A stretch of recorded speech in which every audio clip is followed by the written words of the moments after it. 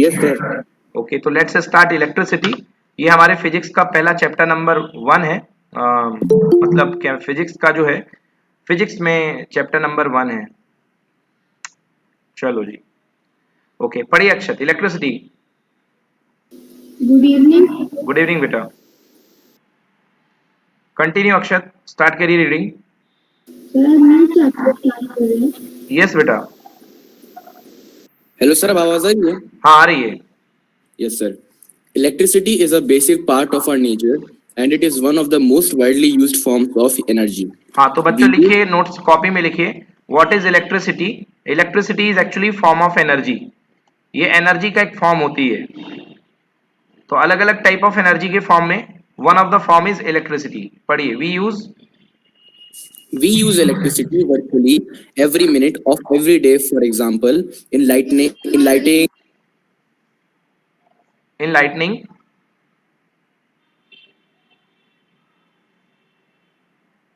for example in lightning, heating, refrigeration, air conditioning, power electromagnets and power computers and power televisions, power pumps, power our vehicles। तो इन सब जगहों में आपका electricity का use होता है। आपने देखा होगा, लाइटनिंग में मतलब लाइट जलाने में, हीटिंग मतलब गर्म करने में, रेफ्रिजरेशन ठंडा करने में, air conditioning air conditioner AC वगैरह में, पावर इलेक्ट्रोमैग्नेट। बच्चों ये आपने नहीं पढ़े अभी, बट आप थोड़ी देर में पढ़ लेंगे जब मैं आपको मैग्नेटिक इफेक्ट पढ़ाऊंगा कि ये पावर इलेक्ट्रोमैग्नेट क्या होते हैं। तो अभी ये क्वेश्चन मार्क है आपके लिए।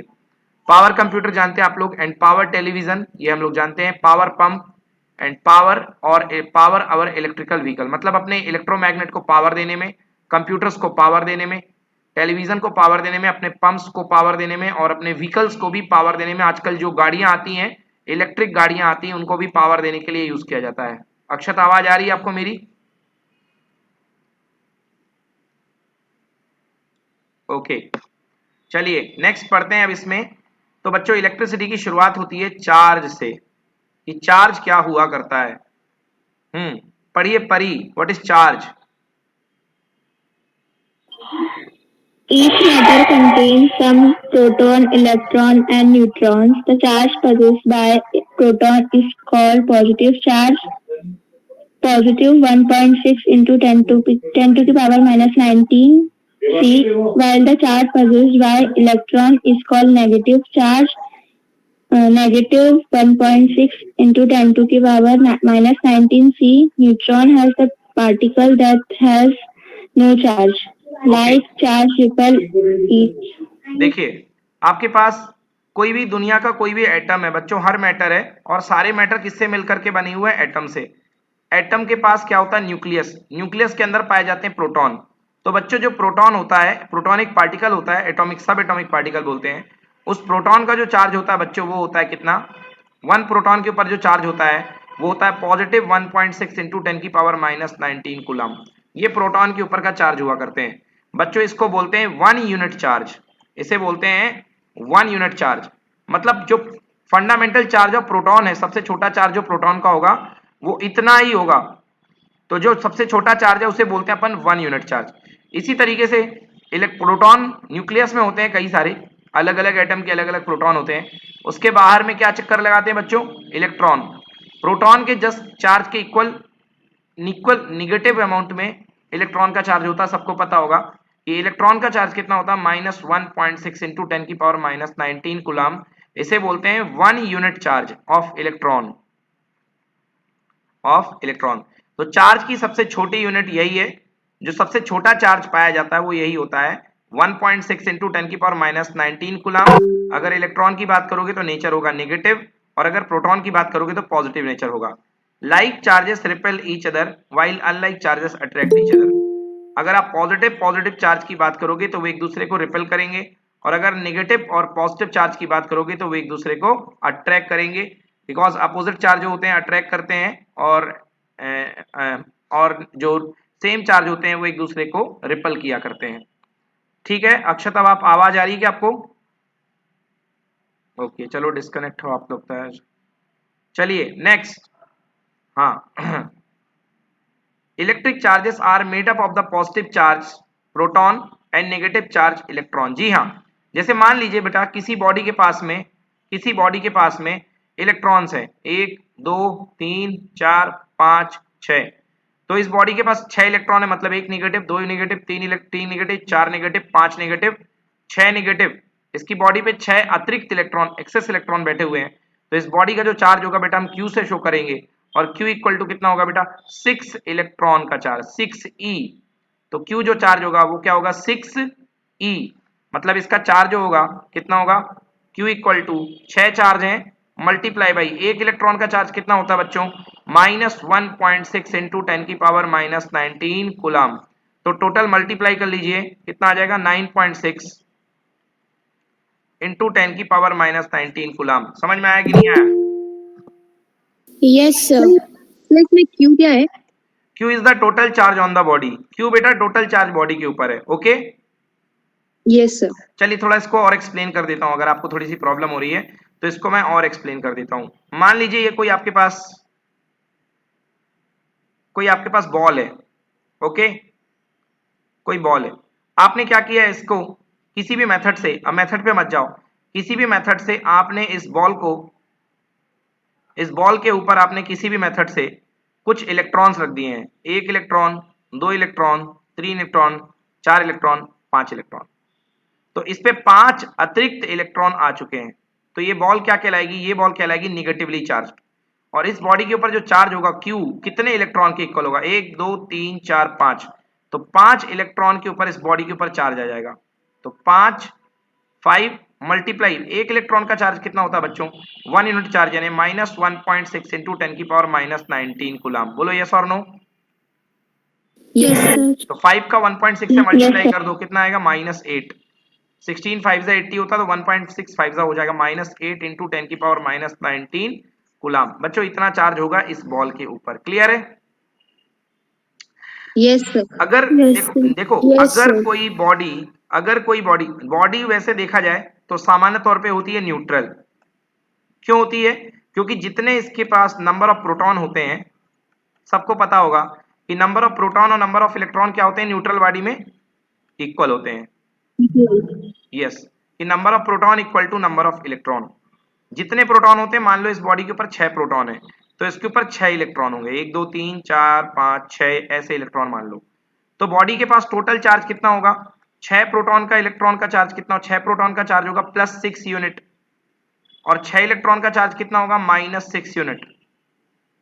तो टोटल चार्ज कितना हो गया, 0। टोटल चार्ज कितना हो गया, 0। मतलब सामान्य तौर पे जो बॉडीज होती हैं वो न्यूट्रल होती हैं। अगर उनमें कोई आपने बैलेंस नहीं बिगाड़ा है तो वो बॉडीज न्यूट्रल होती हैं, और न्यूट्रल बॉडी के ऊपर टोटल चार्ज कितना होता है, 0। क्लियर हुआ? क्लियर हुआ कि नहीं हुआ? Yes, sir. हाँ, न्यूट्रल बॉडीज पे टोटल चार्ज जो नेट चार्ज होता है 0 होता है। बट अगर वो बॉडी किसी से इलेक्ट्रॉन ले रही है, तो जिस बॉडी से उसने इलेक्ट्रॉन लिया वो अपना इलेक्ट्रॉन दे करके कैसे चार्ज हो जाएगी, पॉजिटिवली चार्ज। और जिसने इलेक्ट्रॉन लिया वो कैसी चार्ज हो जाएगी, नेगेटिवली चार्ज। समझ में आया कि नहीं आया? तो जिसने इलेक्ट्रॉन लिया वो हो गई नेगेटिवली चार्ज, और जिसने इलेक्ट्रॉन दिया वो हो गई पॉजिटिव चार्ज। अब मान लो इस बॉडी ने 2 इलेक्ट्रॉन दिए, तो इसको 2 इलेक्ट्रॉन मिल गए और इसको मिल गए 2 प्लस। तो बेटा इसके ऊपर कितना चार्ज आएगा, इसके ऊपर आएगा चार्ज +2 इलेक्ट्रॉन का, और इसके ऊपर कितना चार्ज आएगा, Q इक्वल टू -2 इलेक्ट्रॉन का। अब समझ में आया कि नहीं आया? आ गया सर। Yes, sir. इलेक्ट्रॉन के चार्ज की वैल्यू रख दो आप, +2। इलेक्ट्रॉन का चार्ज होता है 1.6 इंटू 10 की पावर -19 कूलम। तो कितना आ जाएगा, 16 2 32, यानी 3.2 इंटू 10 की पावर -19 कूलम है। कौन सा वाला, प्लस वाला। और इसके ऊपर कितना चार्ज है, -3.2 इंटू 10 की पावर -19 कूलम। मतलब ये पॉजिटिवली चार्ज है और ये नेगेटिवली चार्ज है। अभी क्लियर है? Yes, sir. चलिए, Yes, sir. ओके। हाँ अंकिता पढ़िए, अगला है topic conductor and insulator. Anamika पढ़िए, conductors. Conductors are those materials in which electrons are free to move anywhere inside the matter, like aluminium, copper, etc.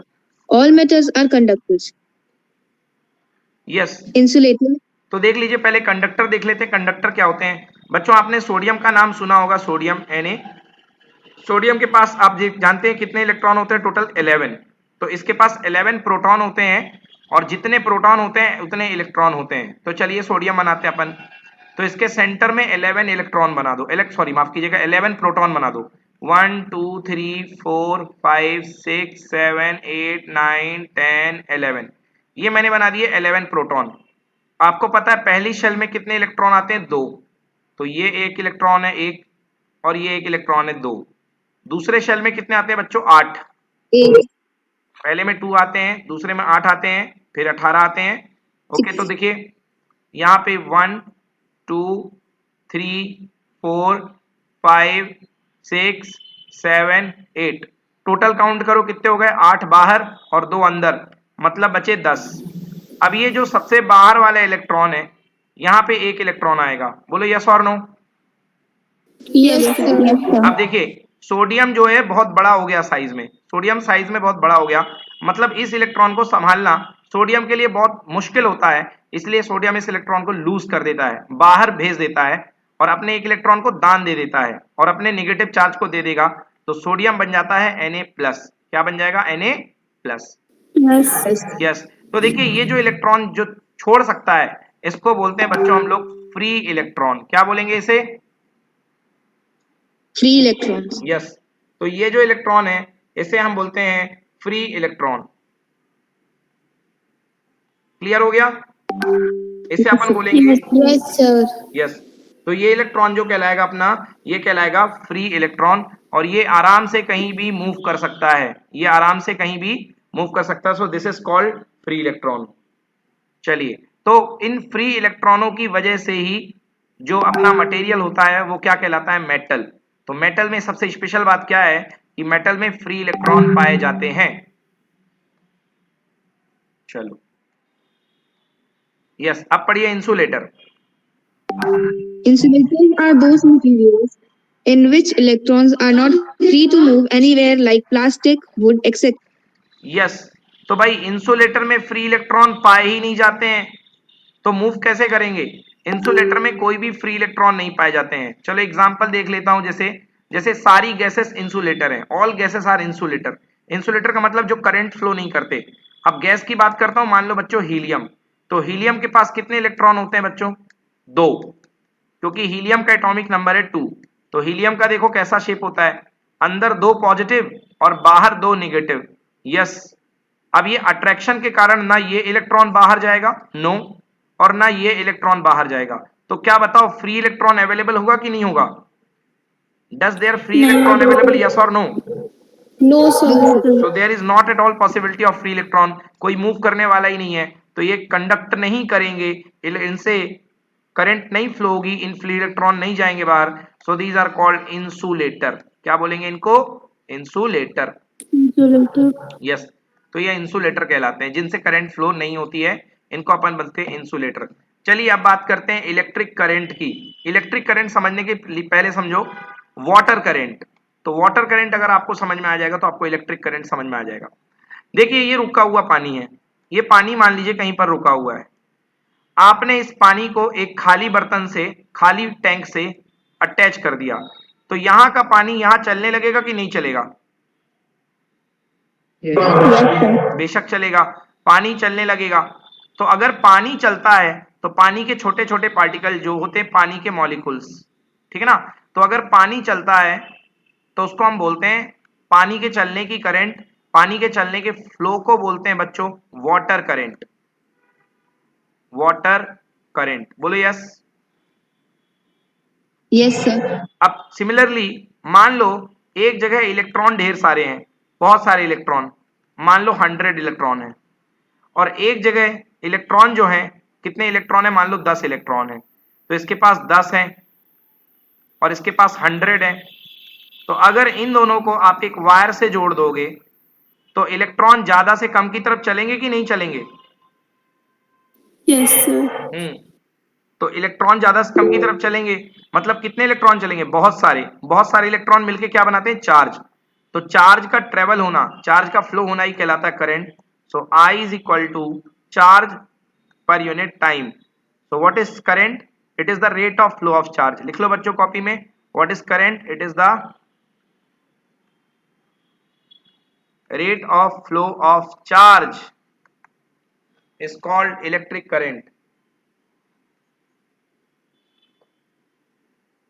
Rate of flow of charge is called electric current. ठीक है, Yes, sir. चलिए पढ़िए बेटा electric current. Electric current. The flow of electric charge is known as electric current. Electric current is denoted by letter I. Electric current is expressed by the rate of flow of electric charges. Rate of flow means the amount of charge flowing through a particular area in unit time. If a net electric charge Q flow through cross section of any matter in time t, then electric electric current current equal to is net equal charge upon time. Then electric current equal to net charge upon time. देखिए क्या हो रहा है बेटा, अगर time t में ये मान लो कोई कंडक्टर है बच्चों, ये कंडक्टर का कोई एरिया है, ये जो एरिया कहलाता है बच्चों इसको बोलते हैं एरिया ऑफ क्रॉस सेक्शन. अगर टाइम t में q चार्ज इस पार से उस पार हो जाता है, कितना चार्ज q, मतलब टाइम t में कितना चार्ज फ्लो कर गया q चार्ज, तो यूनिट टाइम में कितना चार्ज फ्लो करेगा q अपॉन t. तो यूनिट टाइम में होने वाले चार्ज फ्लो को ही बोलते हैं इलेक्ट्रिक करंट. आया समझ में कि नहीं आया? Yes, sir. Yes. So this is called electric current. पढ़िए SI unit. SI unit of electric current is ammeter. A. Ampere. 1 ampere. Ampere. 1 ampere is equals to 1 coulomb upon 1 second. If positive charge flow direction of electric current is same as direction of flow of charge. If negative charge flow direction of electric current is opposite to direction of flow of charge. Exactly. बच्चों metal में क्या पाए जाते हैं? Metal में electrons होते हैं. Metal में इलेक्ट्रॉन्स होते हैं. तो अगर इलेक्ट्रॉन राइटवर्ड चल रहे हैं तो करंट आपकी स्टैब्लिश होगी लेफ्टवर्ड. और मतलब कि इलेक्ट्रॉन की वजह से जो करंट होती है वो इलेक्ट्रॉन की डायरेक्शन के अपोजिट होती है. मगर यदि प्रोटॉन चल रहे हैं पॉजिटिव चार्ज, तो पॉजिटिव चार्ज जिस डायरेक्शन में जाएंगे उसी डायरेक्शन में करंट बनेगी. समझ में आया कि नहीं आया? ये देख लीजिए, ये पॉजिटिव चार्ज है, ये किस तरफ जा रहा है? ये राइट टू लेफ्ट जा रहा है. करंट भी किस तरफ बन रही है? इस तरफ बन रही है. बट ये नेगेटिव चार्ज है, ये राइटवर्ड जा रहा है और करंट बन रही है लेफ्टवर्ड. समझ में आया? बोलो यस की नो. Yes, sir. तो नेगेटिव चार्ज के फ्लो में या इलेक्ट्रॉन के फ्लो में जो डायरेक्शन ऑफ इलेक्ट्रिक करंट होती है वो चार्ज फ्लो के अपोजिट होती है. ठीक है ना? मतलब पॉजिटिव चार्ज में पार्टिकल भी यहीं जाएगा और करंट भी यहीं जाएगी. नेगेटिव चार्ज में अगर पार्टिकल यहां जाएगा तो करंट जो होगी बैक साइड जाएगी. Clear not clear? Clear, sir. Yes. पढ़िए electric current. Electric current can't flow through the insulators because in insulator protons and electrons are fixed at their positions. Yes, मैंने अभी भी बताया था कि इंसुलेटर में फ्री इलेक्ट्रॉन नहीं होते हैं, इसलिए इलेक्ट्रिक करंट इंसुलेटर से फ्लो नहीं होती है. अगला टॉपिक बच्चों बहुत डिफिकल्ट टॉपिक है, that is called potential difference. Potential difference. ठीक है, देखिए पोटेंशियल डिफरेंस को ऐसे समझिए, मैं आपको अच्छे से क्लियर कर रहा हूं. मान लो बच्चों ये कोई पॉजिटिव चार्ज है Q, जबरदस्त तगड़ा चार्ज है. तो ये इसके आप सामने 2 पॉइंट मान लो A और 1 पॉइंट मान लो B. बच्चों इस पॉजिटिव चार्ज के रिस्पेक्ट में आप एक छोटे से चार्ज को घसीट करके ला रहे हो, यहां से ले करके यहां. ये भी कैसा है? पॉजिटिव. तो मेरे को ये बताओ अनामिका, इस पॉजिटिव चार्ज को ये वाला पॉजिटिव चार्ज यहां धक्का मार रहा होगा कि नहीं मार रहा होगा? Yes, sir. रिपेल कर रहा होगा कि नहीं कर रहा होगा? Sir, नहीं. क्यों नहीं करेगा repel? Yes, sir. Yes, sir. Yes, sir. भाई प्लस प्लस रिपेल करते हैं कि नहीं करते? करते हैं सर. करते हैं. तो यहां पे भी रिपेल कर रहा होगा. अगर मैं पास में लाऊंगा तो इसका रिपल्सन बढ़ता जाएगा कि घटता जाएगा? बढ़ता जाएगा सर. बढ़ता जाएगा. और मैं यहां पे लाऊंगा तो और जोरों का रिपेल करेगा कि नहीं करेगा? Yes sir. मतलब मुझे इस पॉइंट से इस पॉइंट तक लाने के लिए मुझे क्या करना पड़ेगा? वर्क डन करना पड़ेगा कि नहीं करना पड़ेगा?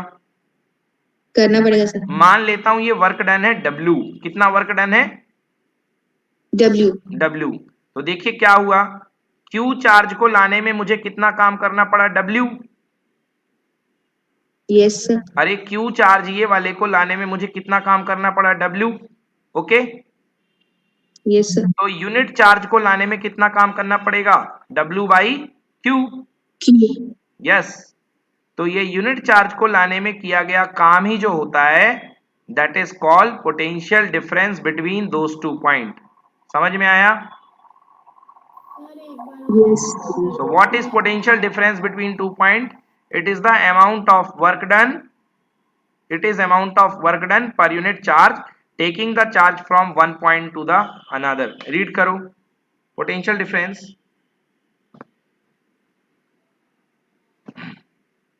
Potential difference between 2 points is work done per unit charge in taking the charge from one point to another.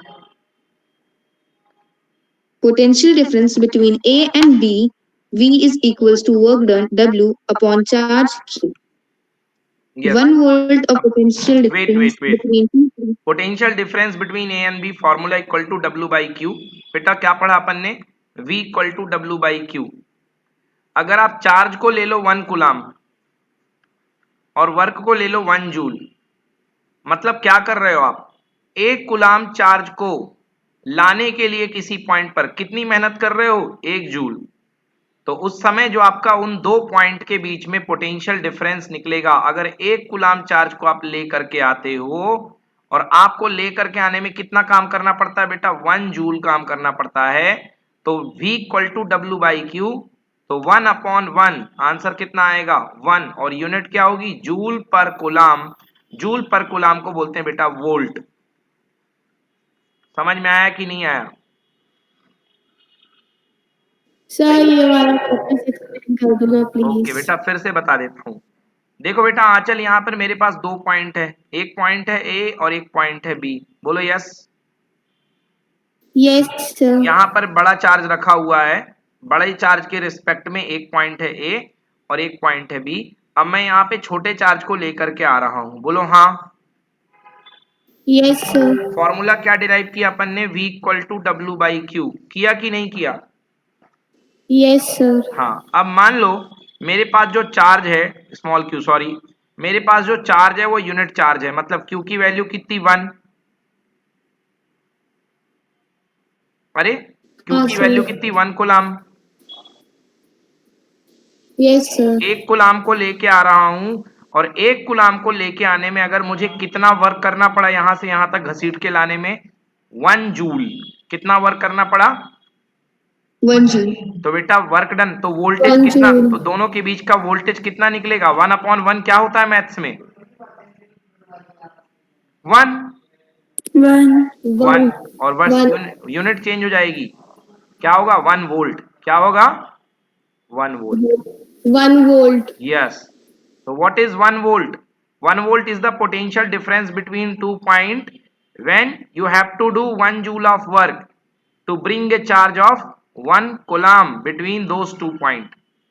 हाँ पढ़ो यहाँ से। 1 volt is the potential difference between 2 points if 1 joule of work has to be done in taking 1 coulomb charge from one point to another. 1 volt is equals to 1 joule upon 1 coulomb. Good. Example next, as water. As water flow from high level to low level, similarly electric current flow from high potential to low potential. Exactly, write in your copy, electric current is flowing from high potential to low potential. Electric current high potential से low potential में जाती है, जैसे पानी high level से low level में जाता है वैसे ही। चलिए what is cell, write the next question, what is cell. पढ़ो भाई सेल क्या होता है। Well, the difference of potential may be produced by a battery consisting of one or more electric cells. Potential difference across the terminals of the cell generated due to chemical reaction within the cell. When cell is connected to the conducting wire, current flow from high potential to low potential. Yes note करिए, current flow from high potential to low potential. जब आप cell के दो terminal को, एक plus को एक minus को, किसी मटेरियल से कंडक्टिंग वायर से ज्वाइन करते हैं तो करंट कहां से चलती है? High to low. हाई मतलब पॉजिटिव, लो मतलब नेगेटिव। तो करंट की डायरेक्शन क्या होती है? Positive to negative. पॉजिटिव को बोलते हैं हाई, नेगेटिव का मतलब लो। क्वेश्चन करते रहिएगा बच्चों, कहीं पर समझ में कुछ ना आए तो पूछिएगा। क्लियर है बच्चों? सर अभी जो आपने बोला एक और बार रिपीट। ओके, देखिए आपके पास मान लीजिए ये सेल है, ये सेल लगा हुआ है। आइए आपके पास सेल है, सेल की दो प्लेट होती है बेटा, एक प्लस और एक माइनस। प्लस मतलब हाई पोटेंशियल और माइनस मतलब लो पोटेंशियल। मान लो आपके पास कोई वायर है, आपने इस वायर के क्रॉस सेल लगा दिया, तो करंट कहां से कहां चलेगी बेटा? High potential to low potential, मतलब घूम करके यहां वापस। अभी आया समझ में? Hello Yes. सर, आवाज आ रही है मेरी? हाँ अब आ रही है।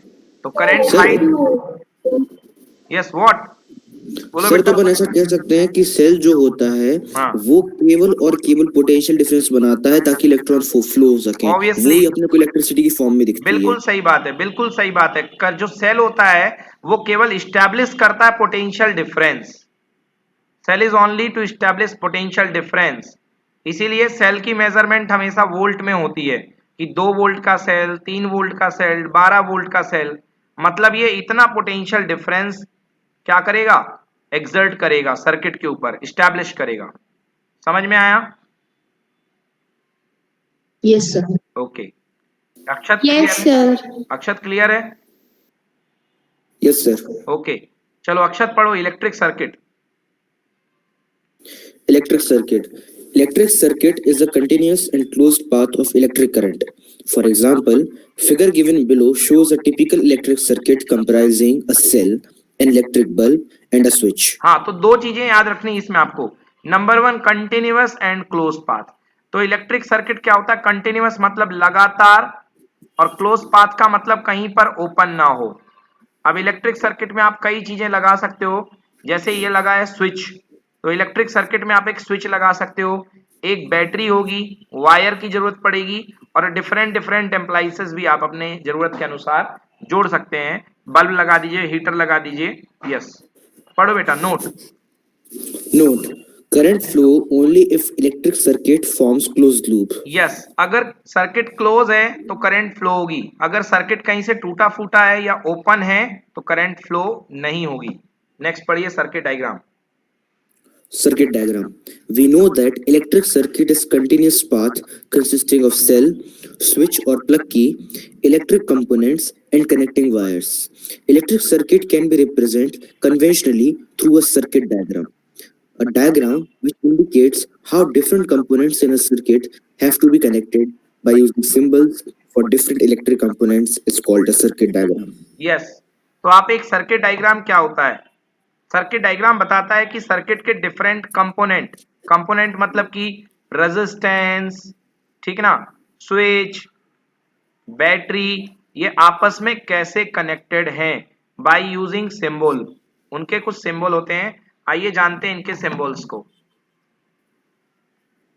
यस, ये देखिए आपके पास, ये आपके पास बैटरी है, ये प्लस है ये माइनस है, तो इसको देखो सिंबल वाइज, प्लस को ऐसा बनाओ, माइनस को छोटा, यहां लिख दो प्लस, यहां लिख दो माइनस, और बल्ब की जगह में आप लगा दो ऐसा क्रॉस करके। तो ये क्या है बच्चों? ये इसका है सर्किट डायग्राम पहला। सर? हाँ बेटा बोलिए। हाँ, वो भी सर की कहें मतलब बल्ब के लिए अपन अलग सा वो शेप बनाते हाँ हैं वो ना? भी बना सकते हैं, एक तो ये भी चलता है, दूसरा ये वाला भी चलता है, ये वाला। Yes sir. Okay, yes sir. Sir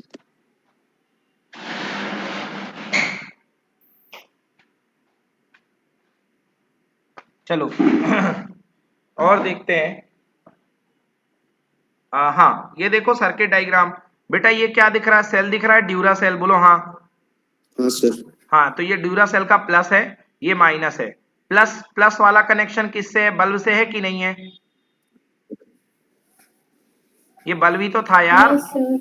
हाँ तो सर। देखिए ड्यूरा सेल है, ये Yes, ड्यूरा sir. सेल का प्लस, प्लस का कनेक्शन किससे है बेटा? बल्ब से है। Yes sir. हाँ, ये बल्ब से है। बल्ब को निगेटिव टर्मिनल, बल्ब का टर्मिनल होते हुए जाके किससे लगा है? ये क्या दिख रही Switch. बच्चों? ये है की या स्विच की। देखो ये ब्लैक ब्लैक दिख रहा है, अगर इसको Yes, ऊपर sir. कर दोगे तो सर्किट ओपन हो जाएगा, और इसको अगर नीचे कर दोगे तो सर्किट क्लोज हो जाएगा। समझ में आया? Yes, sir. दिखा सभी को की? ये की है बच्चों, है ना? ये जो आपने पहली बार देख रहे होगे ये की है। तो इसको पकड़ करके अगर आप ऊपर कर दोगे, जैसे इसको पकड़ के ऊपर कर दोगे तो ये कनेक्शन हट जाएगा, तो बल्ब बंद हो जाएगा। तो उस समय क्या बोलोगे? Circuit open. और जैसे इसको पकड़ करके नीचे कर दोगे तो ये कंटिन्यूअस कनेक्शन क्लोज हो जाएगा, तो ये हो जाएगा सर्किट क्लोज। सर्किट क्लोज होगा तो बल्ब जलने लगेगा। समझ आया कि नहीं आया? Yes, sir. Yes, sir.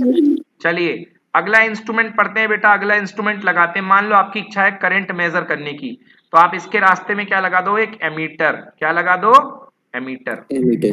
पढ़ो बेटा ammeter. Emitter. An apparatus to measure the value of current. It is always connected in series in a circuit through which the current is to be measured. Yes, underline note करिए, ये हमेशा circuit के साथ series में लगाओगे जिससे current जा रही है। तो ये आपके पास बैटरी है, ये आपके पास स्विच है, रास्ते में यहाँ पे आपने बल्ब लगाया, और बल्ब के बाजू से आप क्या लगा दो? एमीटर। एमीटर चाहे आप यहाँ लगाना हो यहाँ लगा दो, यहाँ लगाना हो यहाँ लगा दो, बट रास्ते में ही लगाओगे, मतलब सीरीज में ही लगाएंगे। क्लियर? सर कोई पर्टिकुलर कारण है कि अपन उसको पैरेलल में नहीं लगा सकते? देखो पैरेलल में लगाओगे तो करंट बढ़ जाएगी, तो पूरी करंट कैसे नाप पाएगा? फॉर एग्जांपल मान लो तुमने यहाँ पे लगा दिया, बोलो यस। यस यस अब सर। तुमने सर्किट ऑन किया, और सर्किट ऑन किया तो करंट फ्लो हुई positive to Yes, negative, sir. तो एक करंट यहाँ गई, बोलो हाँ। हाँ सर। अब दो रास्ते में बढ़ जाएगी करंट, एक यहाँ चली गई और एक यहाँ चली गई। यस और नो? Yes sir. तो सर अपन अब स्विच जहाँ पे लगा है उसके पहले लगा दे बिल्कुल एमीटर सही, तो? बिल्कुल जहां स्विच लगा उसके पहले ही लगाओ, तो वो सीरीज ही तो हुआ। Yes sir. सर अमीटर में भी पॉजिटिव नेगेटिव होता है। यस, एमीटर में भी पॉजिटिव नेगेटिव होता है। ये जो टर्मिनल है बेटा, ये प्लस है, रेड वाला हमेशा प्लस होता है, और ब्लैक वाला जो टर्मिनल होता है वो माइनस होता है, ठीक ना? तो एमीटर में भी पॉजिटिव हुआ करता है। तो पॉजिटिव कैसे? मान लो ये एमीटर का पॉजिटिव है तो इसको इसके पॉजिटिव से ही जोड़ोगे, ये एमीटर का नेगेटिव है तो इसको इसके नेगेटिव से ही जोड़ोगे। क्लियर है? Yes sir. Yes sir. Okay, चलिए नेक्स्ट है वोल्ट मीटर। तो वोल्ट मीटर हमेशा जिस डिवाइस के आपको वोल्टेज मेजर करना उसके पैरेलल में लगाया जाता है। तो मान लो ये बल्ब लगा था यहाँ पे, ये बल्ब ही है, तो आपको मेजर करना है कि बल्ब कितना वोल्टेज खा रहा है, तो आप इसके पैरेलल में वोल्ट मीटर लगा दो। ये बॉक्स जो दिख रहा है बच्चों, ये कहलाता है वोल्ट मीटर, आपके लैब में होगा। ये जो बॉक्स आपको दिखाई दे रहा है, this is called volt meter. ये देखिए इस पे वी बना हुआ है, तो इसमें भी ये होता है प्लस, ये होता है माइनस। तो ये वोल्ट मीटर का पॉजिटिव और ये वोल्ट मीटर का नेगेटिव अटैच कर देते हैं। आंचल क्लियर हुआ नहीं हुआ? Yes sir clear. यस, पढ़ो बेटा voltmeter Akshat. An apparatus, Voltmeter, an apparatus to measure the potential difference between 2 points in an electric circuit. It is always connected in parallel across the points between which the potential difference is to be measured. Yes, जिन दो point के बीच में potential difference, potential difference का दूसरा नाम क्या है? Voltage, जो अभी अभी मैंने आपको पढ़ाया, V equal to W by Q, measure करने के लिए जो वोल्टेज होता है उसको मेजर करते हैं इससे।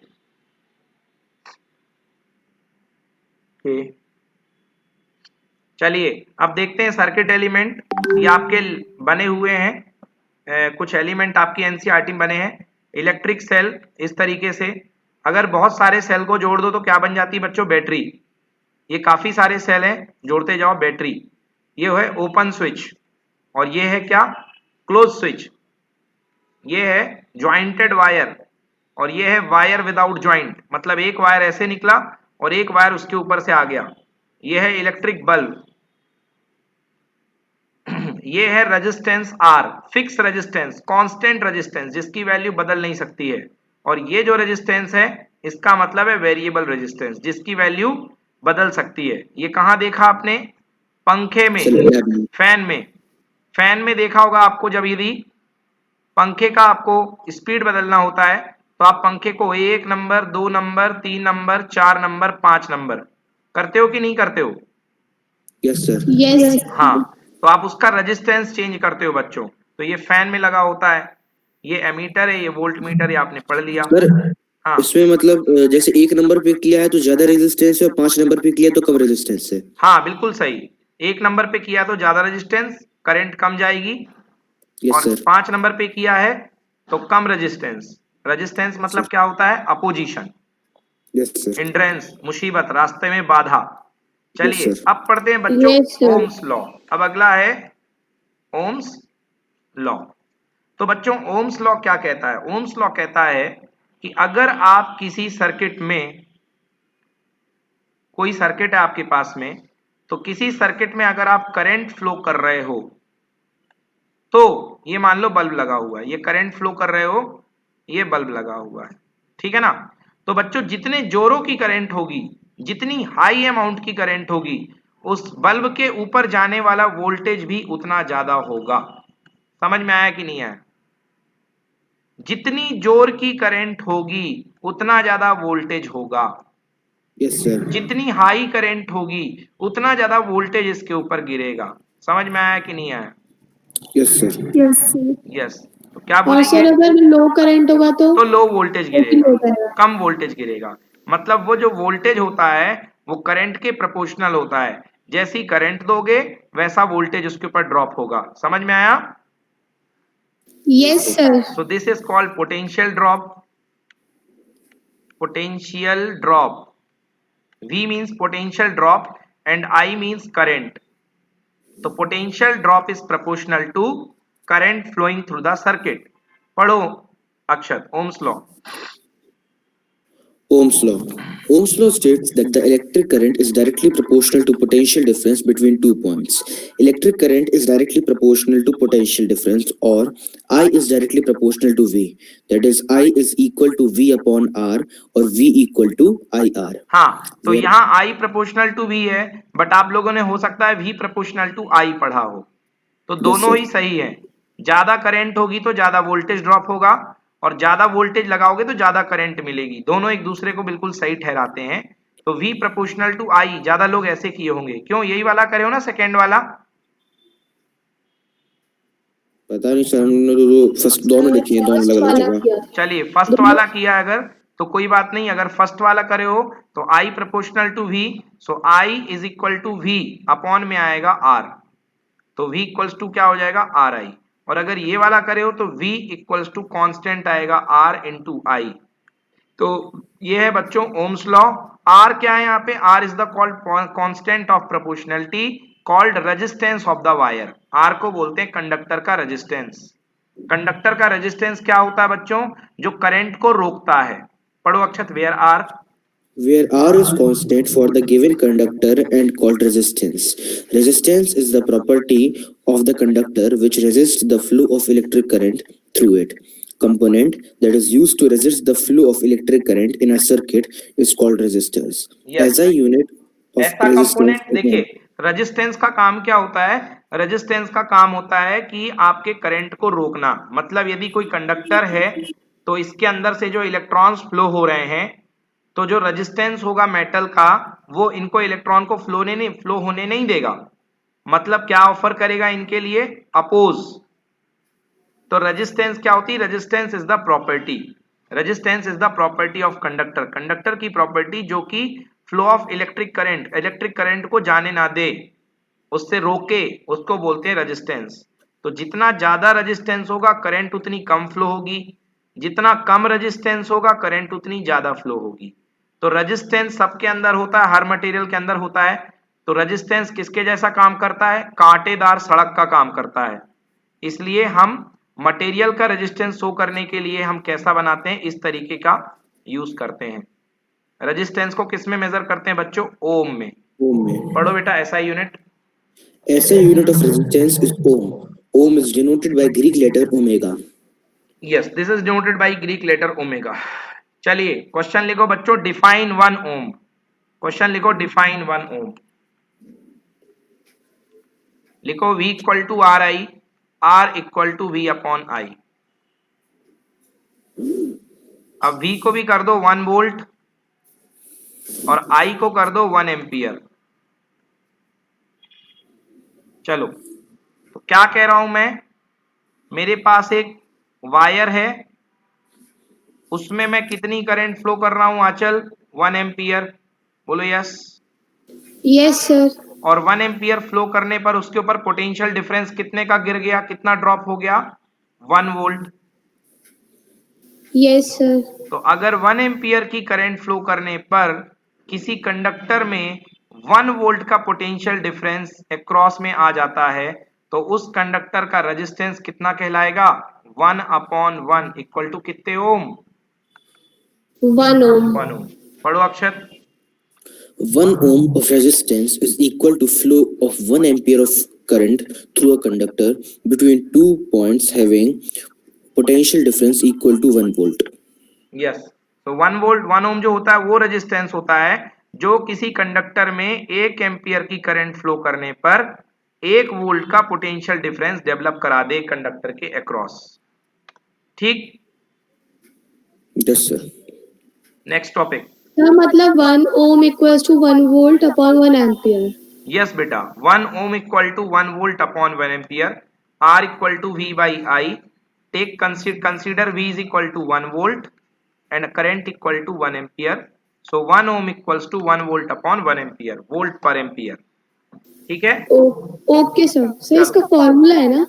हाँ ऑब्वियसली बेटा, v इक्वल्स टू क्या था, आर आई, तो r इक्वल्स टू क्या हो गया, v अपॉन आई। फॉर्मूला नहीं है, डेफिनेशन है।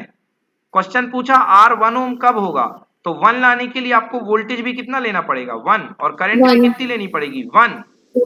तो जब 1 एम्पियर की करंट में 1 वोल्टेज ड्रॉप होता है, तो उस कंडक्टर का जो रेजिस्टेंस होगा वो कितना होगा, 1 ओम।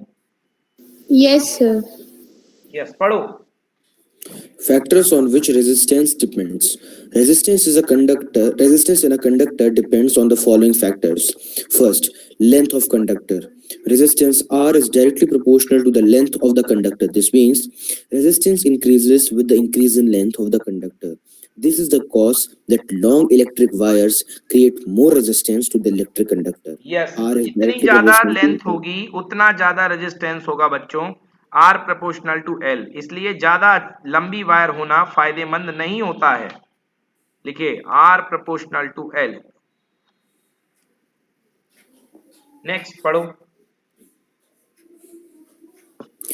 Area of cross section. Resistance R is inversely proportional to the area of cross section A of the conductor. This means resistance will decrease and increase in the area of conductor and vice versa.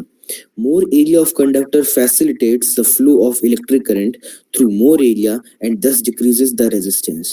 This is the cause that thick copper wire creates less resistance to the electric current. R is directly proportional to 1 upon A.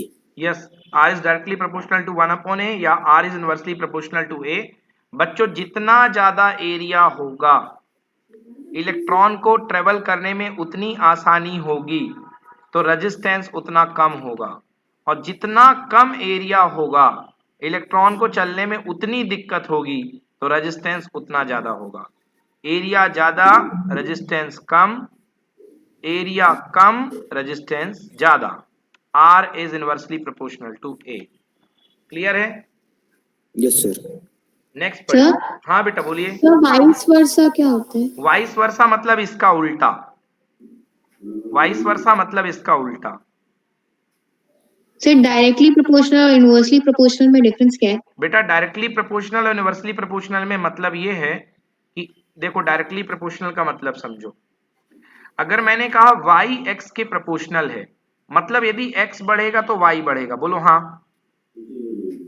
Yes sir. ये है directly proportional. और अगर मैंने कहा x y के inversely proportional है, तो अगर x बढ़ेगा तो y क्या होगा, घटेगा, क्योंकि y क्या है, 1 अपॉन x है इस बार ना। Yes sir. समझ में आया कि नहीं आया? आ गया सर। हाँ ठीक है ना। Yes, जैसे sir. एग्जांपल के लिए, जैसे आपके मार्क्स हैं, तो marks are directly proportional to study hour, बोलो यस और नो। Yes sir. Yes, अगर sir. स्टडी आवर बढ़ाओगे तो मार्क्स ऑटोमेटिकली बढ़ेंगे, बोलो यस। Yes sir. बट आपके मार्क्स जो हैं is inversely proportional to TV hours. अगर आपके टीवी आवर्स बढ़ेंगे तो मार्क्स क्या होंगे, घटेंगे। घटेंगे। समझ में आया? Inversely proportional, Yes, directly sir. Proportional. Yes, sir. चलो थर्ड फैक्टर लिखो बच्चों, नेचर ऑफ मटेरियल। बच्चों इसके पहले एक सवाल मुझे बताओ कि मैंने दो कंडक्टर आपको दिए हैं, एक मैंने दिया सिल्वर और एक मैंने दिया आयरन। बताइए दोनों कंडक्टर में से करंट इजीली किससे फ्लो होगी, सिल्वर से या आयरन से? Silver. Silver. Silver Silver. से। बेटा दोनों की लेंथ सेम दी है, दोनों का एरिया सेम दिया है। अब बताओ ज्यादा इजीली करंट किससे फ्लो होगी, सिल्वर से या आयरन से? Silver. एग्जैक्टली क्यों? क्योंकि बच्चों सिल्वर का जो मटेरियल है उसकी रजिस्टिविटी कम है। सिल्वर की रजिस्टिविटी क्या है? कम है, कम। और आयरन की रजिस्टिविटी क्या है? ज्यादा। ज्यादा। तो मटेरियल पर डिपेंड फैक्टर यही होता है, रजिस्टिविटी। पढ़ो अक्षत। Nature of material. Wire used in electric circuit is made up of different materials, and different materials have different value of resistivity, rho. It is the property of material. Resistance R is directly proportional to resistivity rho of material. नोट करो, R is directly proportional to resistance rho. Is directly proportional to resistivity. Okay, तो तीन चीजें देख ली बच्चों आपने, R proportional to rho, R proportional to L, या R is inversely proportional to A. तीनों को मैच मर्ज कर दो तो बन जाएगा R equal to rho L upon A.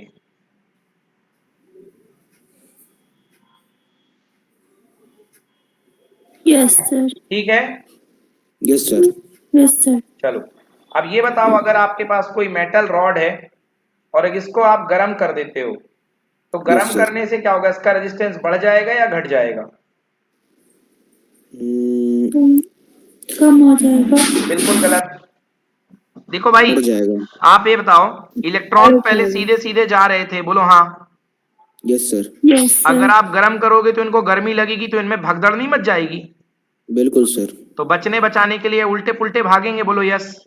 Yes sir, तो रेजिस्टेंस Yes, बढ़ sir. तो जाएगा। रेजिस्टेंस बढ़ गया ना। Yes, sir. Yes, sir. पढ़िए temperature. Temperature. Resistance also varies with temperature. Resistance increases with increase in temperature and decreases with decrease in temperature. बिल्कुल सही, टेम्परेचर बढ़ाएंगे तो रेजिस्टेंस बढ़ेगा मेटल का, और टेम्परेचर डिक्रीज करेंगे तो रेजिस्टेंस भी डिक्रीज करेगा। चलिए अब पढ़ते हैं रेजिस्टिविटी, पढ़ो। Resistivity. It is the property of material since the SI unit of R is omega and SI unit of area is meter square and SI unit of length is meter. So unit of resistivity rho is ohm into meter square per meter, that is ohm meter. हाँ देखिए जरा कैसे आ गया ये बच्चों, ऊपर देखिए आपने फॉर्मूला पढ़ा है R equal to rho L upon A, ये आता है question. So R equals to rho L upon A, तो रो को अलग कर लो तो रो इक्वल्स टू क्या हो गया, R A by L. R को किस में नापते हैं बच्चों, ओम में। एरिया किस में नापते हैं, मीटर स्क्वायर में। और लेंथ किस में नापते हैं, मीटर में। मीटर से मीटर कैंसिल, आंसर कट गया। कितना आ गया, ओम मीटर। Ohm meter. तो रेजिस्टिविटी की यूनिट क्या होगी, ओम Ohm मीटर। meter. चलो पढ़ो बेटा materials. Materials having resistivity in the range of 10 to the power minus 8 ohm meter to 10 to the power minus 6 ohm meter are considered as very good conductors. Silver has resistivity equal to 1.60 into 10 to the power minus 8 ohm meter, and copper has resistivity equal to 1.62 into 10 to the power minus 8 ohm meter. Rubber and glass are very bad conductors or very good insulators. They have resistivity in the order of 10 to the power 12 ohm meter to 10 to the power 17 ohm meter. Yes, तो भैया देखो इनकी resistivity कितनी ज्यादा है insulators की, 10 की power 12 to 10 की पावर 17, समझ गए। सिल्वर की रेजिस्टिविटी देखो कितनी कम है, 1.6 इंटू 10 की पावर माइनस 8, इसीलिए इतना बेस्ट मटेरियल है वो कंडक्शन के लिए। क्लियर हुआ? Yes, sir. कॉपर की थोड़ी Yes, सी sir. ज्यादा है, कॉपर की थोड़ी सी ज्यादा है, सिल्वर की है 1.60 और कॉपर की है 1.62। तो कॉपर की रेजिस्टिविटी ज्यादा है, मतलब सिल्वर की तुलना में गंदा है ये। डन?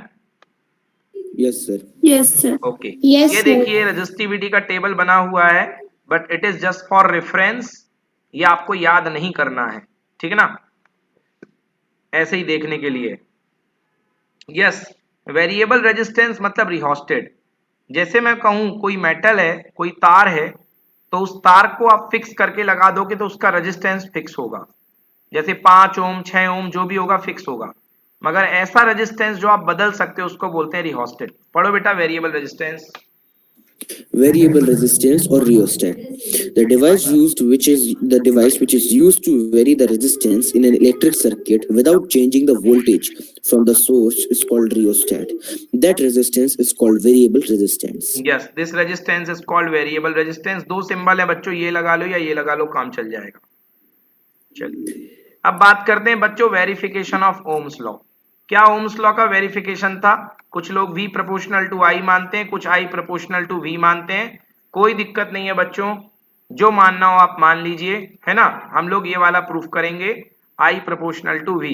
ओम्स लॉ का सेटअप बिठा लेना बच्चों। क्या करिए, एक रेजिस्टेंस ले लो, एक रेजिस्टेंस के साथ बैटरी लगा दो, एम्पियर एमीटर लगा दो सीरीज में, और वोल्ट मीटर लगा दो पैरेलल में, ठीक है ना। चलिए यहां से करंट चलेगी, सॉरी उल्टा बना दिया, प्लस ये है करंट यहां से चलेगी, ठीक है ना। पढ़ो अक्षर। Setup Setup a circuit as shown above. Note reading in the ammeter and voltmeter at different values of potential by changing the battery. Every time you will find the different values of current I and the potential difference V in ammeter and voltmeter. Plot these value on graph and observe the nature on the graph. The graph of V, that is potential difference versus electric current, is always a straight line. Yes, तो ये अपने पास V का graph है, ये अपने पास I का graph है। आप अलग अलग वोल्टेज के लिए अलग अलग आपको करंट मिलेगी। पहला वोल्टेज ये करंट यहाँ मिली, पॉइंट ये मिल गया दोनों को क्रॉस करके। दूसरा वोल्टेज आपने ये अप्लाई किया, करंट आपको यहाँ मिली, दूसरा वोल्टेज ये मिल गया। फिर तीसरे वोल्टेज में ये अप्लाई किया, करंट आपको यहाँ मिल गई। ऐसे 3-4 रीडिंग ले लो और इस सारे पॉइंट को जोड़ दो बच्चों, तो आपको एक स्ट्रेट लाइन मिलेगी। क्या मिलेगी? Straight line. Straight line. Straight line. Yes, तो जो ओमिक कंडक्टर होते हैं, क्या ओमिक कंडक्टर या ओम्स लॉ को फॉलो करने वाले कंडक्टर, वो आपको स्ट्रेट लाइन देंगे। तो क्लियरली समझ में आ रहा है कि I is proportional to V, मतलब I is equal to V by R। This is called Ohm's law. Clear है? Yes, sir. चलिए बच्चों ठीक है, बाकी कल करते हैं। Okay Yes, sir. Okay, thank you. Yes.